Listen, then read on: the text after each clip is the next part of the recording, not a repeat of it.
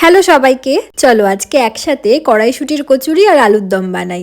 ময়দাটাকে ভালো করে ময়াম দিয়ে মেখে নিয়েছি আর বরকে দিয়েছি মটরশুঁটি ছোলার দায়িত্বে। কিছু তো একটা কাজ করতে হবে, নাকি শুধু শুধু বসে বসে খাবে।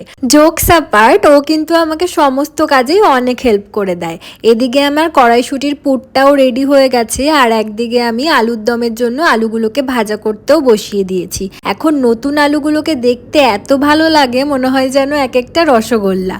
আলুগুলো ভাজা হতে হতে ময়দার মধ্যে পুরটাও ভরে ফেলি। বাটির আকারে শেপ দিয়ে পুরটা ভরে আলতো হাতে বেলতে হবে, যাতে পুরটা কোনো দিক থেকে বেরিয়ে না যায়। তারপর সাদা তেল গরম করে দিতে হবে কচুরিটা ছেড়ে। আর দেখেছো কিরকম ফুলে উঠেছে? কচুরি, লুচি, রুটি যাই হোক, ফুললে পরে মজা কিন্তু ভালোই লাগে। এইদিকে আলুর দমও রেডি হয়ে গেছে। তারপর প্লেটে কচুরি, আলুর দম সাথে মিষ্টি সাজিয়ে নিয়েছি। আমার বড় বসে পড়েছে খেতে, সাথে ইনভাইট ছিল আমার বরের বন্ধুও।